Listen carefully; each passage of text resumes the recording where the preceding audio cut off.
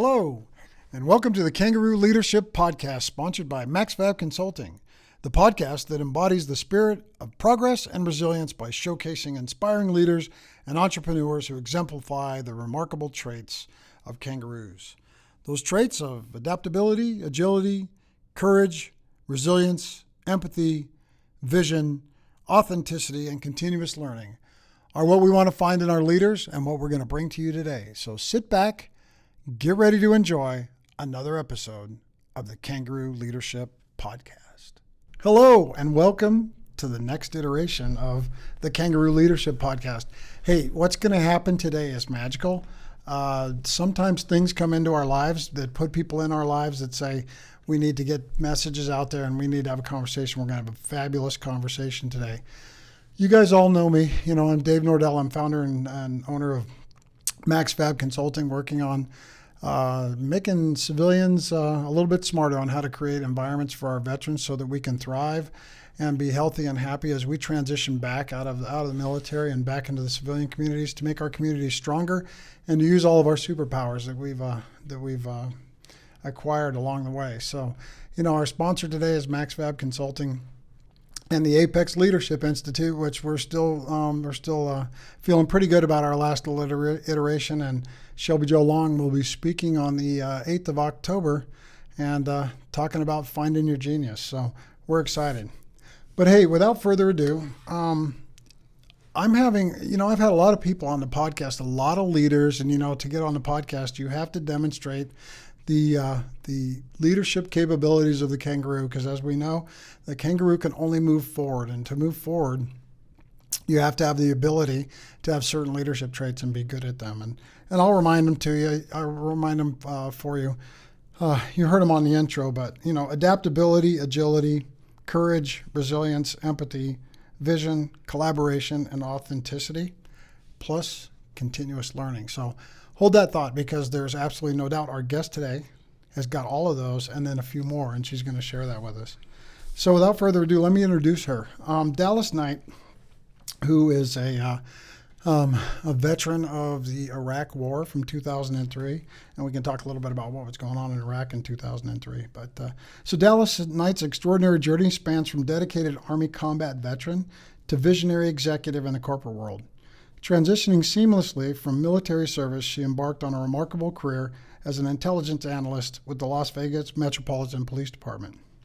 Her unparalleled dedication earned her an appointed role with the DEA, where for nearly a decade she relentlessly dismantled criminal syndicates, disrupting intricate narcotics operations. Transitioning to the corporate sector, Miss Knight emerged as a technology company executive, spearheading patented innovations to conquer industry challenges while ensuring customer satisfaction and driving overall success. Beyond corporate feats, her commitment to justice shines through as she advocates with the non-governmental organization Skull Games, relentlessly pursuing human traffickers and mentoring survivors turned analysts. Dallas Knight's unwavering commitment from battlefield to boardroom exemplifies an indomitable spirit dedicated to bettering the world. So Dallas, there's a couple things that aren't in here. One is she's the brand new author of a book called Shattered Reflections, and we're going to talk a lot about that today. And I was telling her I started to dig into that this morning, and only a few pages in, and really not into the high drama pieces of it. I already had a tear in my eye, which is awesome, because the whole Jimmy V thing and getting moved each day is a big deal. The other thing is that statistically, we know, because I looked this up just recently, by the beginning of 2024, we will have 424,000 female military veterans in this country. And I will tell you, after doing 30 years and having been out now for 9, and been a veteran for 9, there is a difference between being a male veteran and being a female veteran, and there's a difference between serving as a female and serving as a male. So we're going to cover some of that today.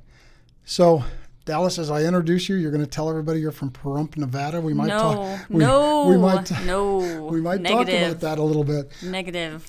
When she told me where she was from, I said I actually know where that's at. But I just went to high school there. I'm not from there. Well, there you go. I do not claim it. Amen. You're going to explain that. That's awesome. So without further ado, Dallas, tell us about yourself and welcome. Well, I mean, you basically summed it, but I am also a mother to 2 incredible boys. Live in Montana now. My me time and outlet is really spent around horses, and unannounced to me, realized how therapeutic they were before I knew that equine therapy was ever even a thing. So yeah, I published this book, which really started as a selfish task of healing in my journey to try and find myself again. And it was a chapter in my life that I had neglected, and what I like to call and often visualize put into a black box locked away in the back of my brain to never be addressed or opened or talked about. And so as I started peeling back layers and realizing things that I needed to come to terms with or even just say out loud, that I realized there are probably a lot of other people out there in the same predicament. And if I could showcase my vulnerability and show that that truly is courage, then maybe I could also inspire someone else to start or continue down their healing journey as well. So talk more about healing. Most people, when they think about healing, equate that to a broken bone. Yeah. And some people, can get a little closer to the fact when you talk about mental health, because in our country, we have an endemic in our country with mental health and how to get that stabilized. But the type of healing you're talking about is going through certain experiences, those experiences shaping you and affecting you in a way that we don't necessarily have tools to deal with. And so talk about kind of, how you get in this situation and then how do you get to heal? Yeah, so when I say I needed to start my healing journey, it was out of a necessary means to honestly stay alive. And when I say I was broken in every aspect of the word, I mean my mental and emotional capacity was shattered. And honestly, the only thing that really kept me afloat was my 2 boys and my career. I had a mission with my career and I had a purpose with my boys.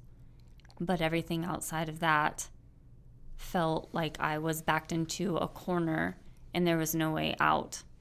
And I felt very alone and in a very dark, evil state of mind that I regularly considered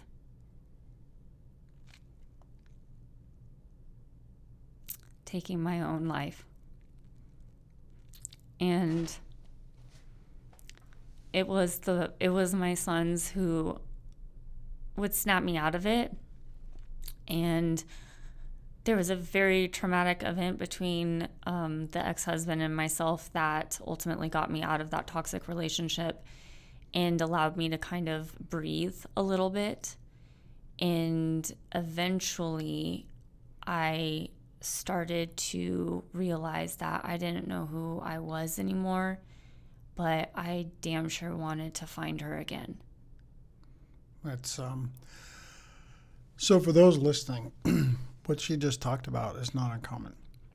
I've been there. And you said a couple of things. You said mission and you said purpose. Now, I've heard some people say that you can kind of beat the veteran or the military out of the veteran and it will reassimilate, and that's not how that works, right? And so we need those things. And we need battle buddies, and we need safety and security, which comes along with, who's in the foxhole with you, and all of these things that to the average person, they would say, I don't quite understand that. And I forgive all those people because they shouldn't understand that. Yeah. Talk a little bit with however you're comfortable. Talk a little bit with who you were when you were 17. You know, when you were leaving home, you're asking your mom said go. Your mom said, you should go in the military, and you thought, that's crazy. So if I ask my dad, he'll say no, and then I have a way out. And you wrote in the book that that's the first thing that your mom and dad ever agreed upon was you going in the military, right? Of course. And then me being an Air Force guy, I had to laugh because you have a bunch of people in your Air Force family, and you wanted to be in as you quote, you're the more badass in the service, which is great until you find out that you get paid the same, but we ate better and slept better. And had air conditioning. Yeah, right. Right. Most times. Right. Most times. I had some really nasty places I was at, but you're right. It kind of works that way. So talk about that. Talk about 17-year-old Dallas. And then Dallas that was struggling where you were at. And how that happens and how maybe you could have been taken care of better. 17-year-old Dallas was completely lost, had no direction, hadn't really had any guidance either. I grew up with a single mom and had witnessed a lot of abuse, endured abuse, and didn't really have any good examples set forth of what a healthy relationship looked like. And by the time I realized that high school was important and essentially my ticket to whatever I wanted to do and whatever I wanted to be that didn't have, a ton of financial restraint, it was too late. So I graduated high school at 17 with no possibility to have college paid for and no means to pay for college. But I knew, living in Pahrump at the time, that I wanted the hell out of there. And I was ready to run as fast as I could. So kind of just, I guess, brainstorming, and I don't remember the exact event with my mom, but coming from a military family, my grandfather serving in 3 wars in the Air Force, and actually he was recruited in the Navy and eventually made his way over, and my uncle serving in Vietnam, and I had several older male cousins that were in the military. It wasn't a crazy idea, but I was the first female that I had been around that, actually, let me refrain, there were no females set before me that were in the military. So that's why it kind of sounded crazy to me. So seeking, dad to say, oh, well, I'm not going to let my little girl go into the military. Well, I was let down as he agreed with my mom. But this is all just 3 months prior to 9/11. Right. So I joined a military thinking I would go and get college paid for and get experience to back what I had then realized I wanted my career to be in the DEA, and everything would be hunky-dory. And while I was waiting to go to basic training, I was on like a 6-7 month wait time. I decided to squeeze in a semester of college, and I woke up one morning to go to class, and 9/11 happened. And I realized right then and there that my entire life just changed, and I was going to be a part of a war-driven military. And then fast forward to basic training, I felt very much that my training was not typical. It was hyper-focused, and I often got the sense from my drill sergeants that their mission and purpose was even elevated because they were training kids, essentially 17, 18, 19-year-olds, to go to war. They knew it was coming. So things were taken, what I feel like, a lot more seriously, a lot more strenuous to make sure that they weeded out anybody who couldn't handle it mentally and emotionally. But in the same breath, the military in that moment gave me a whole nother understanding of some of the key Army values: integrity, loyalty, honor, respect, those things that I didn't really have good examples of growing up. And I grasped them and I held on to them, and I allowed them to weave themselves into my DNA and become part of me. Yeah, that's amazing. So the next piece of the journey that, and I ask all of my guests that are female, I always ask them about how they started in life. And then I say, because I didn't experience this, what is it like to be in the Army at Fort Leonard Wood Missouri, my uncle watched it be built as he was going off to World War II, and I've had letters where he writes about it. I should later read that. Wow. Fort Leonard, and I've been to Fort Leonard Wood. So Fort Leonard Wood, Missouri, and I'm going to use the word girl, and it's not meant in a derogatory fashion, but you're a girl. I am 17. In the Army. Yeah. What is that about?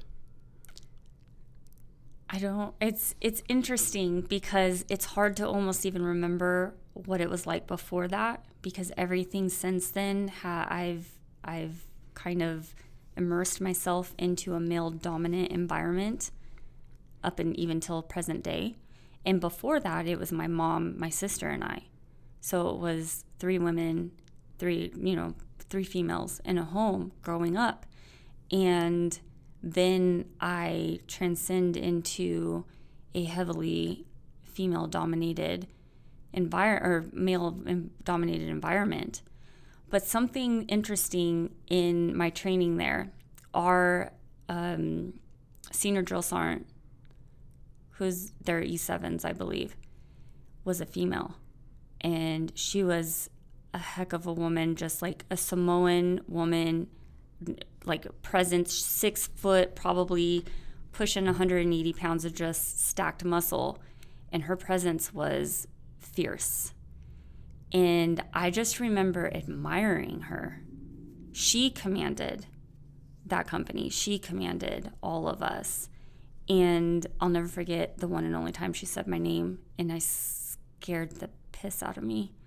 And luckily I was not in trouble. She actually, I was very observant. I learned to be very observant and to stand back. And my whole goal in training was to not let anybody really know who I was, my name, do enough that I passed really well, but not too much because I didn't want the recognition and for people to come at me. And I observed the way she did her hair, and she would French braid it and then tuck the tail up in it and just kept everything intact and looked very professional. So I started doing my hair like hers. And one day she called me in front of the entire company, and I'm like, oh snap, like I'm dead. Right? And she just wanted to illustrate how a female should do her hair to keep herself in order and to look at the utmost profession. I was like, holy smokes. So I admired her. So even in the amongst of this very male dominant environment, I found a mentor, whether she knew it or not, to kind of follow behind. But I think that's where, actually, no, that's probably where I started to suppress my emotion. I started to suppress my feelings and either feel it later or deny them entirely. Right. So there's a couple things there. One is, for all you leaders out there, because this is a leadership podcast, people are watching. Mm-hmm. I write this in my book. They are watching, and they is everybody. And you can't let your guard down as a leader, because had she been sloppy, you would have remembered that just as vividly as you can, all of her positive traits. And that's the standard that I would have lived up to, because what other standard should I live up to besides our senior drill sergeant E7 standing in front of me looking like a hot mess? I will tell all of you leaders out there, that is magical advice right there, because that is not a military thing. That is life. Mm-hmm. Especially you're 17, you're all alone, you're stressed to the max. I remember how I felt. And they made me a student leader. That was a whole other thing.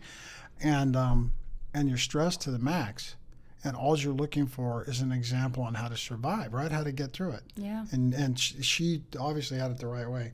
Yeah, if you think about the kangaroo stuff, look at all that stuff. Adaptability, agility, courage, resilience, empathy.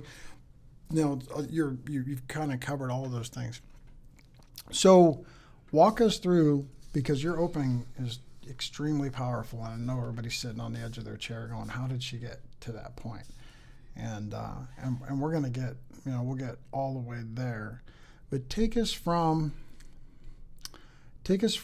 Fort Leonard Wood, Missouri, to the point in time, your little journey. I had to laugh because there's a part in your book where you write about you're basically having to carry your complete weight in your bags. And I've seen that. And there's 10,000 ways that you strap 2 bags to your body, and it depends on what airplane you're getting on, what kind of seats you're getting in. You know, you figure it all out, right? Figure it out. And if you're lucky, there's some Air Force people around that let you throw it all in a box or something. But for the most part, it usually sits with you, right? I didn't experience that, right, so right. I don't know where you guys were. And so you're sleeping on it. It's your bed. It's all of your thing, and you had some help during that time frame. So talk a little bit about that and get us into what is probably the most significant time in your life and what shaped you. Yeah. Because what's sitting in front of me is a pretty amazing human being, and it wasn't easy. So let's. Yeah, I think a lot of the camaraderie was built during the 3 months of training leading up to us going overseas. Again, gruesome real life training, trying to prepare us as much as possible. And as I was 19 at that point, and at 19, I basically left the States with 3 pennies in my bank account, thinking I was not coming home. And many of us were that way. And that is why we were probably as reckless as we were leading up to getting on an airplane and going and not having any money in our bank account, those of us that didn't have families or children and to come home to. And that camaraderie that was built, though, during that time, I gained brothers and a few sisters. There weren't many of us, but I gained brothers during that time. And there were some guys that I couldn't stand, and I'm sure I annoyed the hell out of them as well. But the loyalty that was showcased and demonstrated to me, I don't know how to really explain it besides just the true definition of loyalty, but it's so much more than that. Talk a little bit about, we're going to do a hyperspace here. Talk a little bit about when you get out and you're looking for that level of loyalty. Now you're at company X, and you want that same level of loyalty in the person in the cubicle next to you, or Well, my initial transition out of the military was into law enforcement, and so that was a very similar atmosphere, and I didn't necessarily go into any type of shock in that regard. But eventually, I found my way into corporate America, and that was culture shock for me. I didn't understand why someone would tell me one thing and then do the complete opposite. I didn't understand why they would bend over backwards to make me look worse than them so that they could get ahead. I didn't understand those things. They were very foreign to me. And it took some heartache, honestly, and some toughening up and to thicken my skin, and a little bit of my own morality to be changed, to adapt to it. And it was difficult. And I lasted about 5.5 years before I found myself working for another company, still in corporate America, a little bit smaller, but ran by Army Green Berets. And I felt at home there. Right. So it was difficult. And I found my way back into an environment that understood those core values that I had, because I still don't really understand that type of behavior. Right. So, a shameless plug, it would have been nice to have a vet-ready corporation to walk into that had some understanding about what your needs were coming to them as a veteran, and be able to shape an environment where people understood that you needed those things, and to be able to find those. Wouldn't it be nice to open up a thing and it says this company's vet-ready? And that's what we do. That's what MaxFab does, is this type of thing. So take us back to Iraq. There's a lot going on in Iraq, and it's kind of funny. You and I were talking yesterday, and the acronyms came out, the BIAP acronym, and you're going to tell us a little bit about a couple of places there. And I started reading the book, and I could smell your book, right? Yeah. If I had the original journal, you could actually smell it, right? That's awesome. If I didn't bring it with me today. That's great. So yeah, take us down the journey. So we, like most, flew into Kuwait were there essentially waiting for all of our equipment to come in. And while we were in waiting, someone, somewhere up high decided that an advance party of our company was going to move forward. And 1st Platoon is where I was assigned, and 1st Platoon wasn't nominated, we'll call it that, voluntold, to be the advance party. And then they grabbed a couple other females. There was one other female in my platoon, and I think 2 or 3 other females that weren't officers in the other 2 platoons. So they grabbed a couple other females and a couple other guys to fill up our platoon. Regardless, we went advance party. I flew into Iraq on a Chinook. I realized right then and there I do not like Chinooks. They make me so sick. I laughed out loud when I read that because we've all been sick on a Chinook. Well, you don't know until you get on a Chinook. But my motion sickness was validated on that flight. Yeah, it's pretty bad. Luckily, I did not lose my stomach contents during that flight, but others did.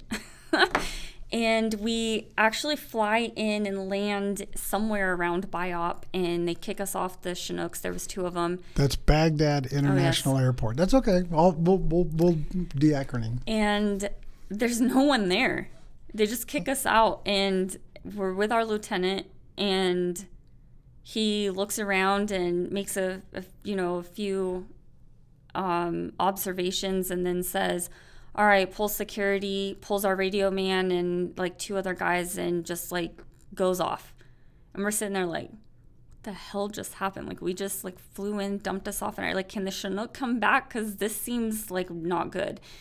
And he comes back in what I can only describe as like a trash truck that he acquired from somewhere. We'll just call it acquired. And tells us, come on, let's go, get in.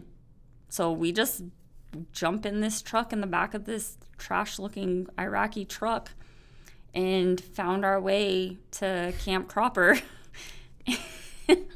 because someone was supposed to come get us, but apparently they didn't get the memo. So we found our way there, and I would love to talk to him, and honestly, a few of my other leaders. My first sergeant actually bought the book, and we'll have it soon, so I can't wait to talk to him more about some of the things, although he was a little hesitant and scared, which I can understand. But yeah, he just found his way to a truck, and off we went. So we were at Camp Cropper and supported the EPW mission there until we ended up getting orders to support a jail in downtown Baghdad, of which I'm not going to try to pronounce because I jack it up every time. And then I didn't know what the mission was. I just knew I was going on a convoy security, and found ourselves in this, what looked like abandoned, trashed prison. Rabid dogs running around. I actually saw a dog carrying a body part in his hand. It looked like 2 days postpartum from a war scene. And I'm like, what the heck is this place? Like, this place is trash. I think it was just a few hours later I found out, well, that's going to be your new home, Dallas. And so that was our new mission. And the first night we slept in a alleyway within what we felt was the most safe place there, not knowing the area. And our company had sometime between Camp Cropper and that mission had all made their way to Iraq. They drove up with all of our equipment. And our first mission was to start to rebuild Abu Ghraib. And that entailed pounding posts and laying concertina wire and establishing, and you're going to have to help me out because I've lost all my military lingo when it comes to particular acronyms, but an ECP, entry control point, and all of these things. And there's like 110 of us-ish. So we're pulling security on a very large complex. We're building the EPW camp. Mm-hmm. We're doing convoy runs into Biop to get supplies. Right. And remind you, 110 of that people, a quarter of those are admin. So that, and then a little bit more of that is our leadership. So they're not going on that. So I thought about it, and I think I may mention it in the book, I'm not sure, but there was probably only about 60 of us. running all of those operations simultaneously. Tell us why they took the female soldiers. Why did they add females to the group? That's a great question. Well, you wrote about maybe having to escort some Iranian folks, right? Well, I didn't know what the mission was going to be. Hindsight, they may have anticipated part of the mission being escorting or dealing with females in general. Right. And so, you think about, even if you're just working 2 shifts, 12-hour shifts, you're going to need at least 4 females there. So that's what I would imagine why they sent a few of us. Right. So it's different, right? Because when you're dealing with the culture and you understand how the culture works, the female soldier is the answer to maintaining cultural respect for the Iraqis or the Iranians or whoever you were dealing with. And on the flip side, the males absolutely hated and despised a female MP having any type of authority over them, telling them where to go or where to be or what to do. Talk more about that. It was difficult. You're talking to prisoners, correct? Yeah, prisoners, EPW prisoners, and How many? At one point we had thousands. How many in your cell block? 100 or 2. And how many MPs in the cell block? A handful. I mean, at any time, if they really, really wanted to, they could have taken over. At this time, Dallas is all of 5'4", 130 pounds, right? Dead on. Okay. So I want to draw the picture for people that are listening. Yeah. 2003 is early in the war. Yeah. Things are not established. No. Biop ended up being like a little city. When you got there, it was a flight line with a lot of sand around it, and whatever Iraqi buildings hadn't been blown up. You talk about getting to that type of stuff. So here you are, young girl with a sidearm and a rifle, and you're guarding, what'd you say, 100? And you wrote in the book some of these people were petty thieves, and then about 15% of them were real deal, no kidding, bad guys. When we started intercepting prisoners, it was the petty theft type of guys, the people that you would see in our jail here. Later in the mission, when Abu became one of the centralized detainee areas of being that it kind of sits central in the country as well, a lot of Fedayeen were brought in, and high-profile targets were brought in. Yeah. And I never, honestly, I wasn't involved in intake much. I was either working the blocks or I was pulling security on the outskirts of the perimeter or up in a tower pulling security for the entire compound.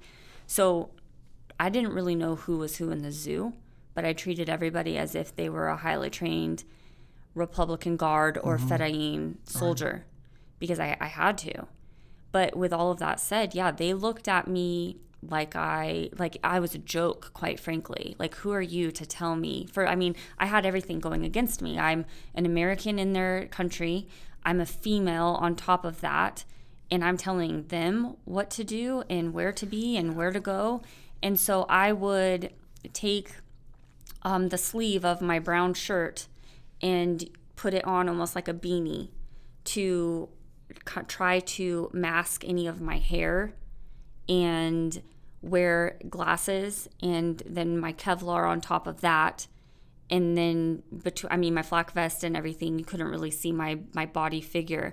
But I would try to appear as a male to try to alleviate the look that they would give me or the possibility of a thought of, oh, it's just a female, we can take her down. Because my biggest fear being there wasn't being killed. It was being taken. Right. And what they would do to me. Right. Yeah, that's, you have to, the culture's different. It's a completely different thing. What I didn't tell you yesterday is I've been to Guantanamo Bay.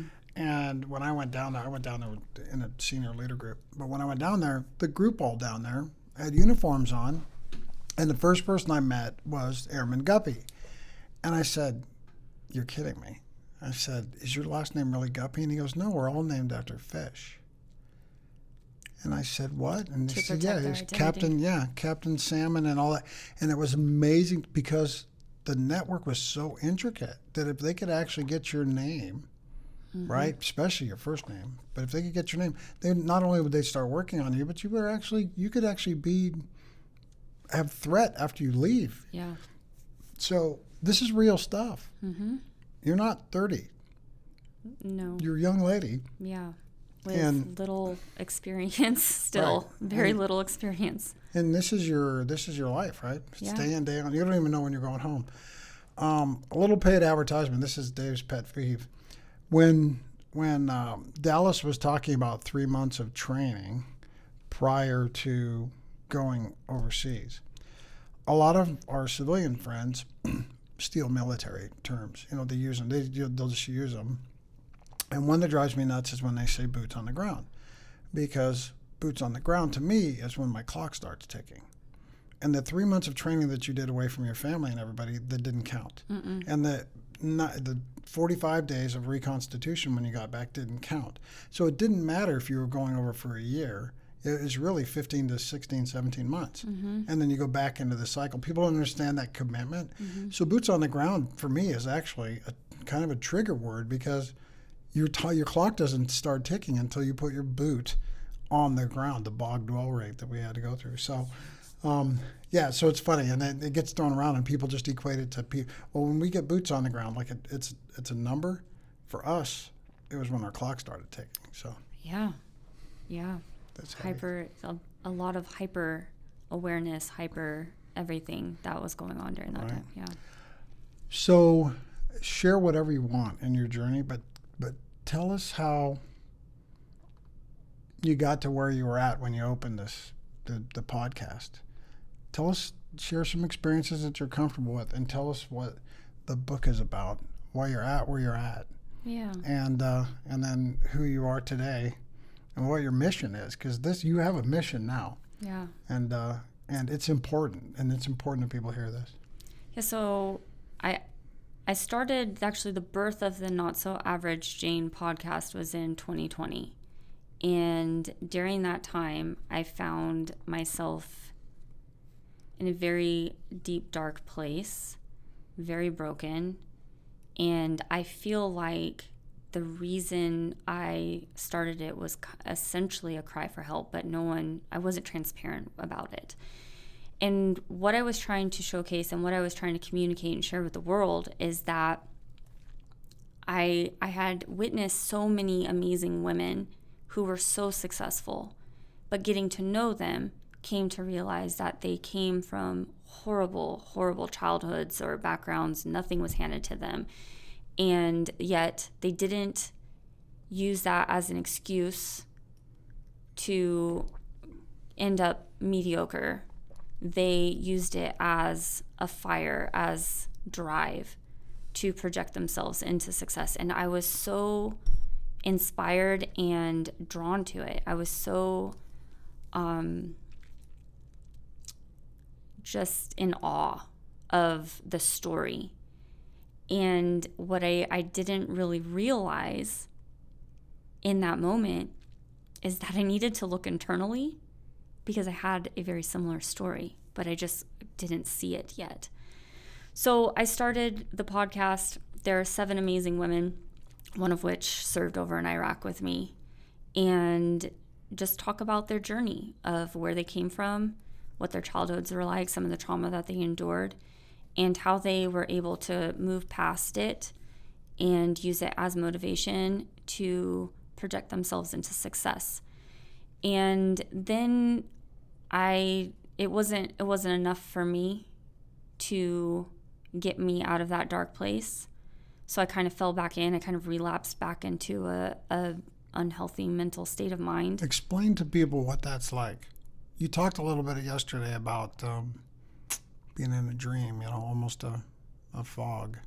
Yeah. Explain, as best you can, because I think this is really important, because people, because we do use those words, dark and lost, and and no purpose. But in your experience, if you can, explain a little bit what that's like, what that feels like, navigating a single day like that. Well, it's exhausting, first of all.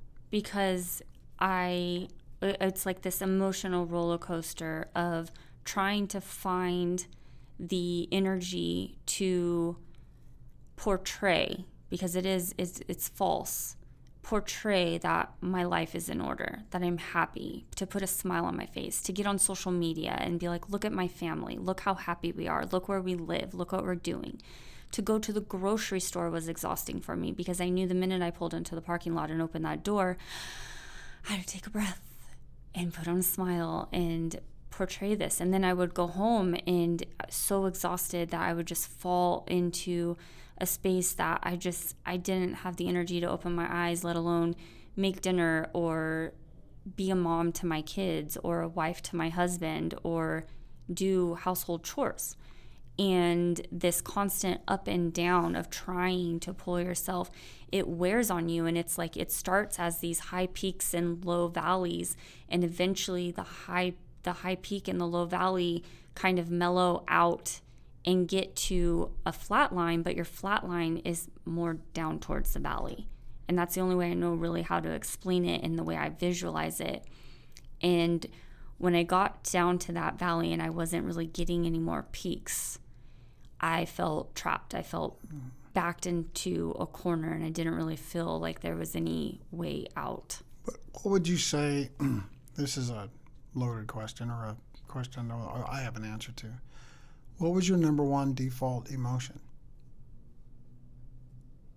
When I was pretending to be when you were in a dark place, and then things would get a little wonky, little life comes into your, that I was happy. Yeah. But I was not happy. I did not have joy.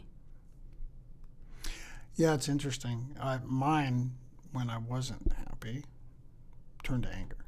Oh, And we talked a little bit about that yesterday. And this is not anger like throw something against the wall, even though it can manifest itself that way. Mm-hmm. It's angry at something you don't even know what you're mad at. You're just mad. And my poor wife has had to deal with me on a few occasions where she's like, "What can I do to help?" And I'm like, "I'm just mad," and I can't qualify it, and it's frustrating. I would call mine easily agitated, like a ticking time bomb that you don't know when it's going to go off, and then I would just snap. So how did we get here? How did we get here, Dallas? Both of us. I mean, I have a journey. You have a journey. How did we get there? I mean, how did we get to that dark space? Where you literally have a conversation with yourself and make a plan how to eliminate yourself. Yeah. Because it just sounds so much easier. It sounds restful, right? You can get rest. This phenomenon you were talking about. Just exhausted, and you want it to end, and you can't. Not that you can't, you don't want to deal with the pain anymore. You don't want to deal with the mental and emotional struggle and pain. You're just tired. And talk a little bit about you were so great yesterday. Talk a little bit about trust. Yeah, I didn't trust many people. I still have a difficult time trusting people.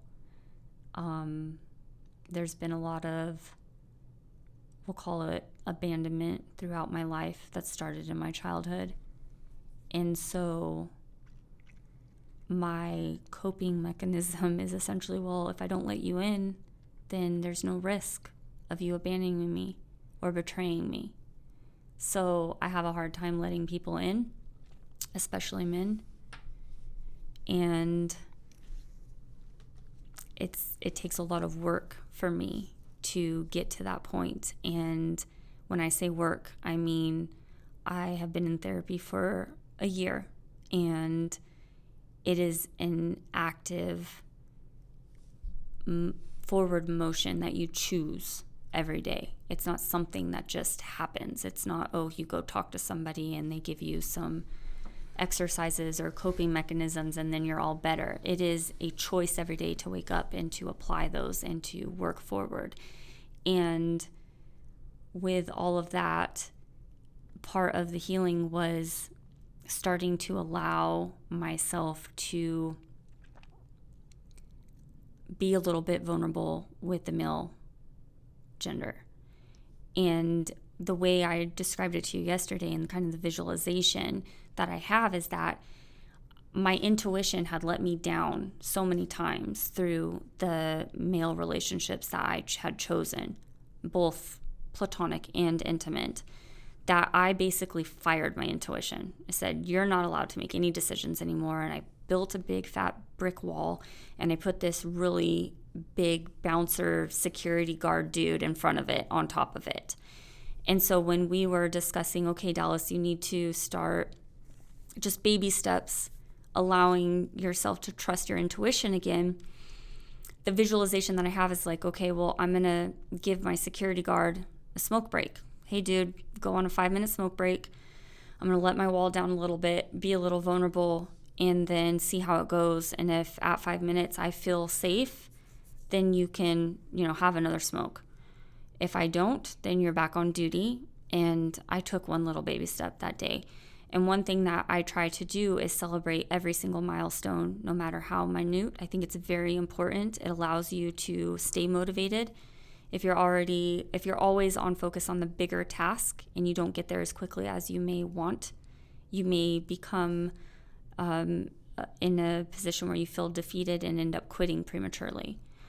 So baby steps, but kind of to stem back on why I have such a problem trusting men, even though my entire career has been surrounded by male dominant roles.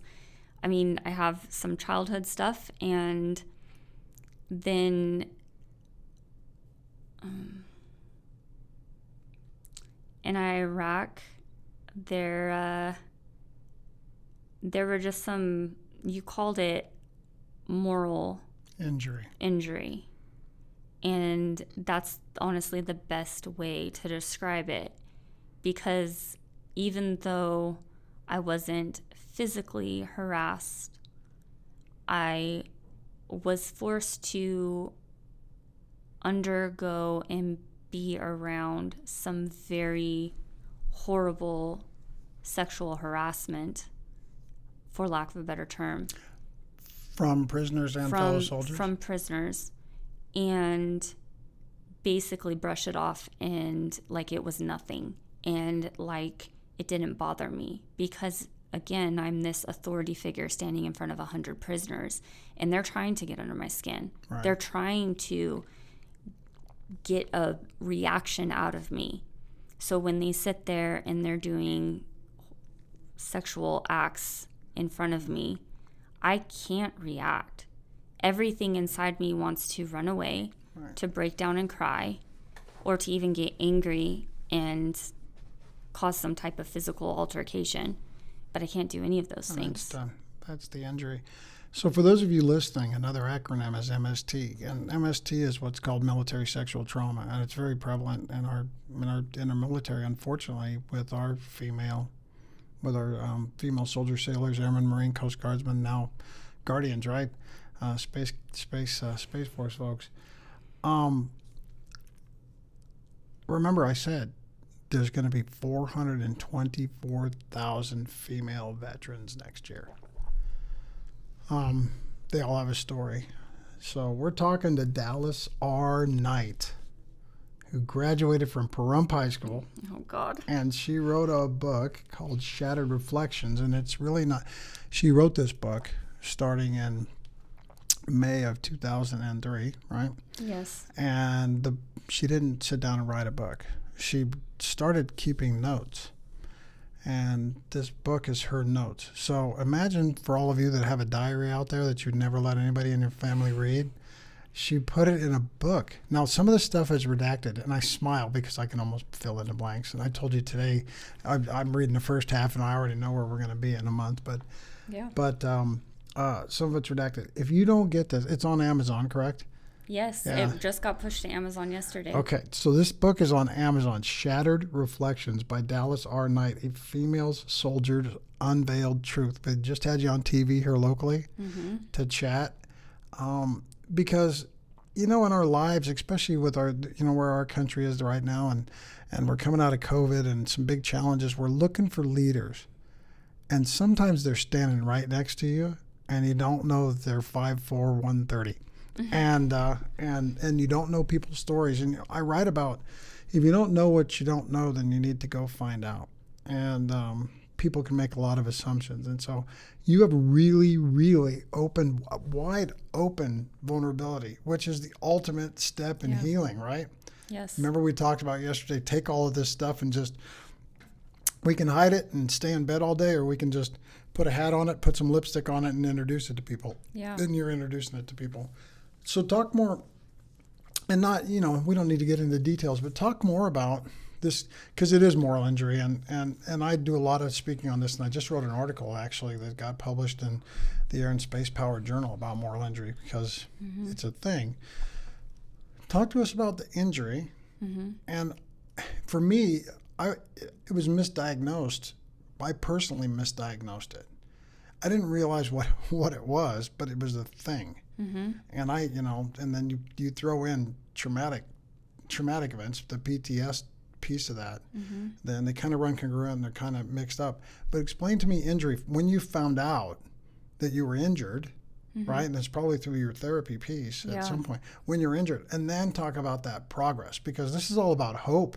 I mean, what you're going to do right now is you're really going to take people that aren't where you're at and give them the ability to get where you're at.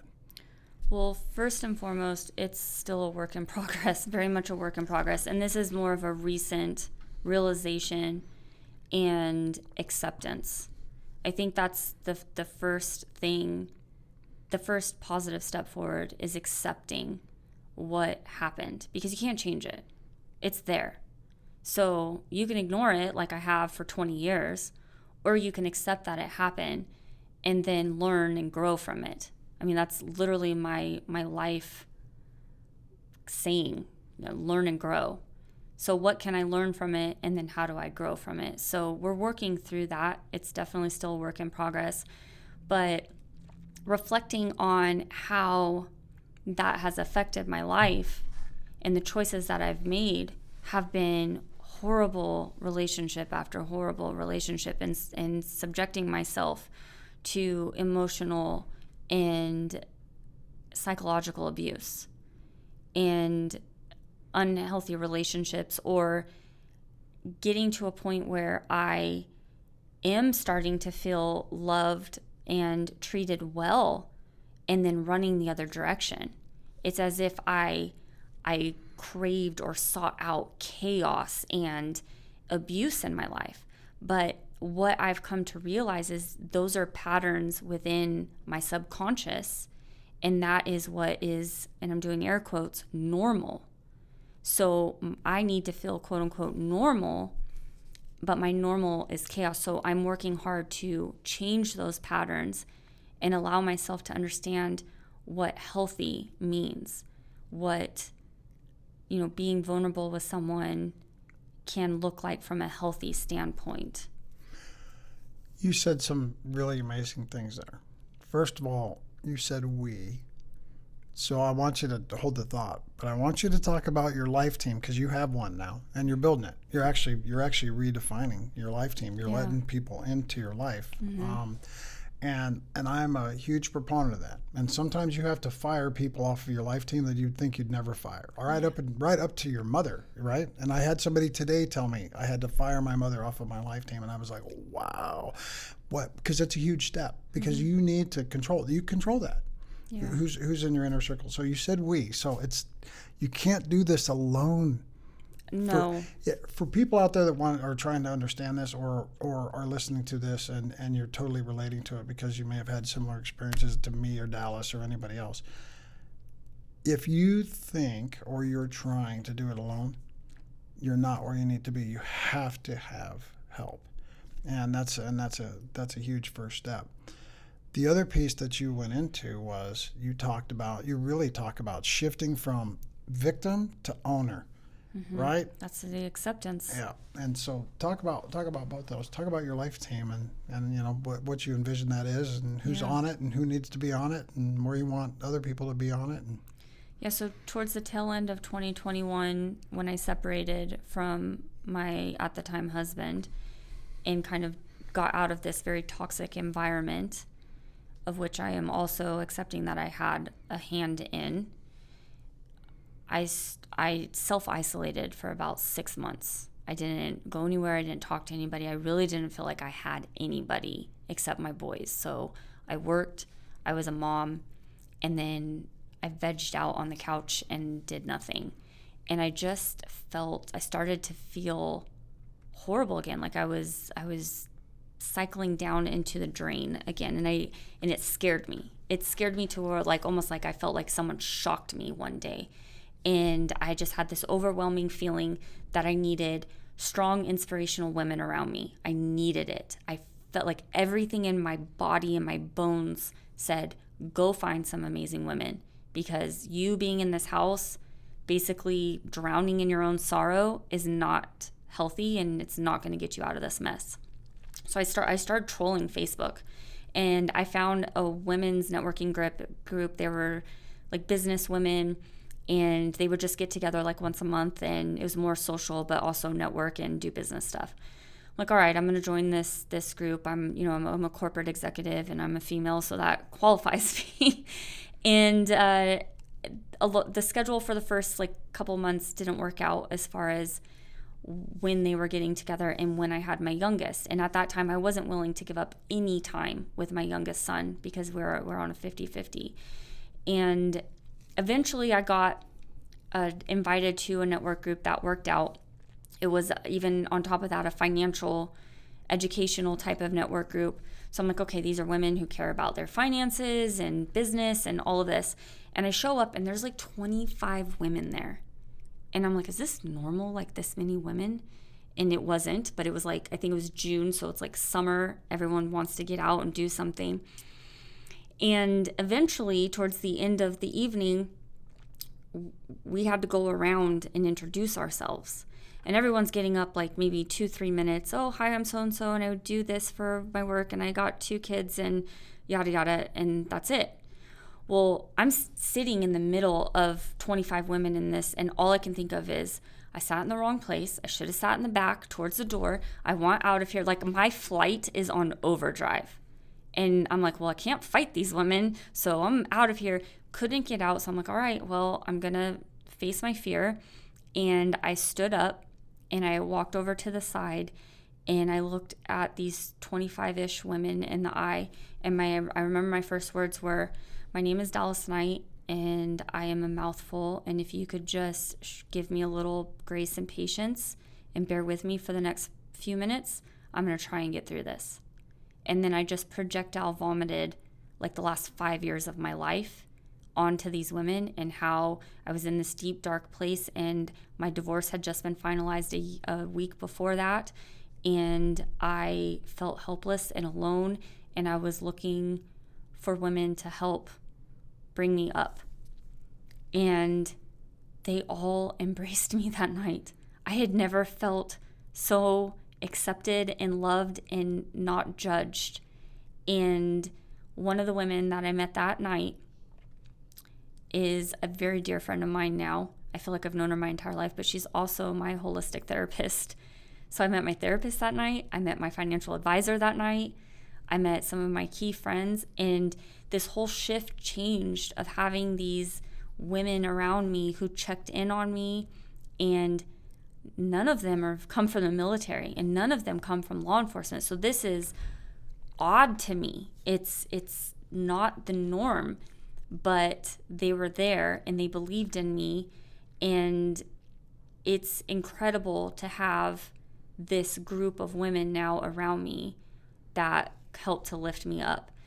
But even in the most recent months, as I've kind of wrapped up the book and relived all of these things, I still have this kind of void that I felt.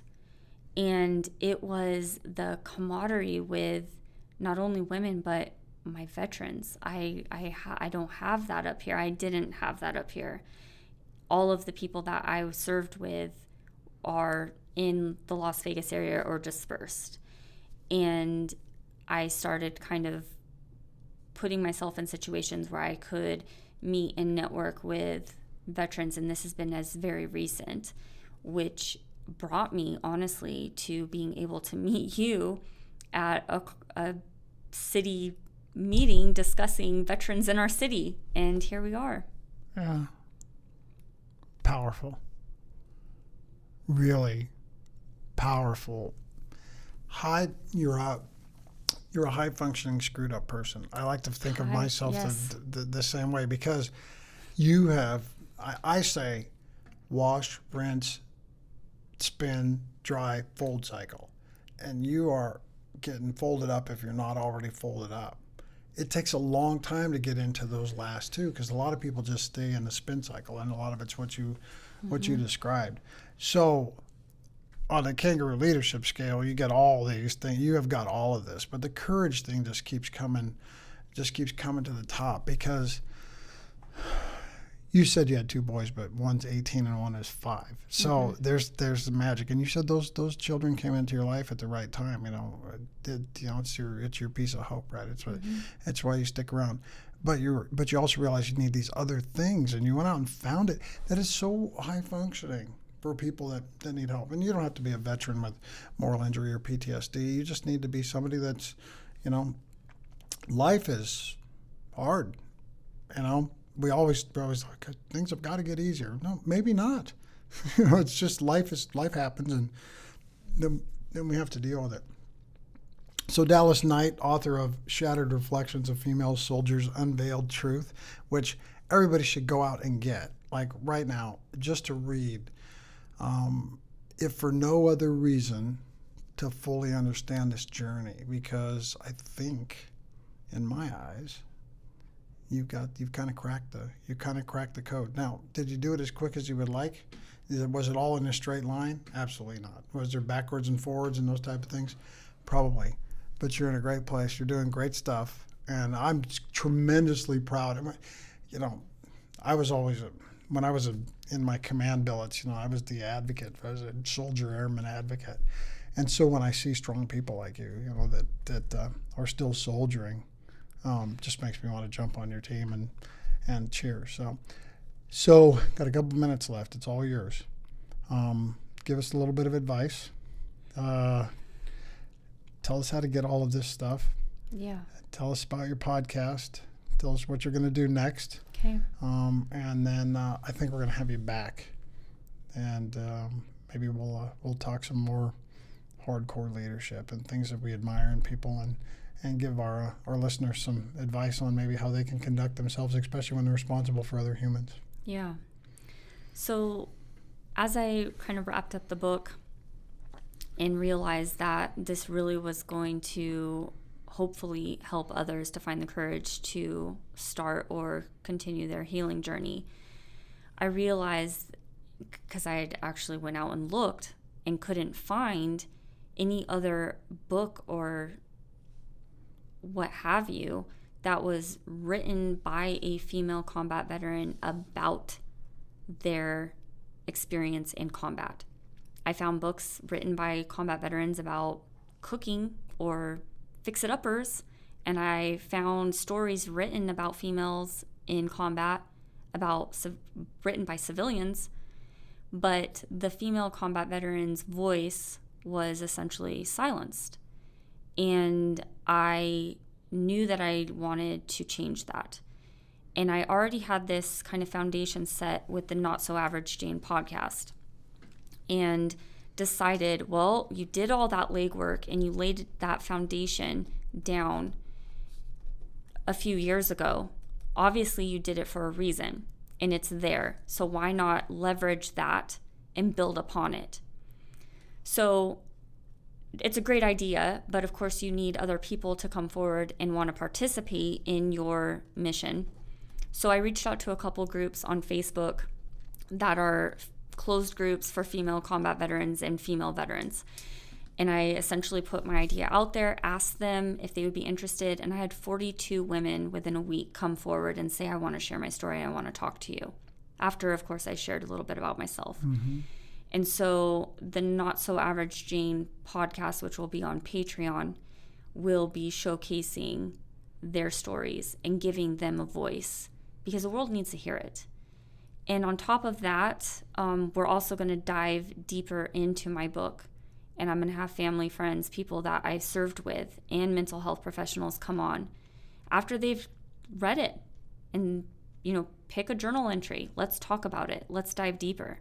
I'm honestly very excited to kind of go down that rabbit hole, although I may change my mind when I'm in the rabbit hole. But yeah, so that's where it's going. That's what it's projecting into. And I'm really excited to be able to be that foundation for these other women who are coming forward and want to share their story and have their voice be heard. You said because people need to hear it. Yeah. I couldn't agree more. Well, folks, if this one didn't move you, none of them are. And I think that we could probably do a whole other hour, and we're going to. We'll decide how we do that, and maybe in an adjunct to your podcast. Dallas, you're tremendous. I'm extremely proud of you. You're a blessing. You walked into my life in the oddest of ways, and for some reason, because we're veterans and we bond quickly, we're sitting here rather quickly doing this. You're in my community, and I'm in your community, literally. And so our community is better for having both of us, and we're just going to get stronger and heal together. But you're amazing.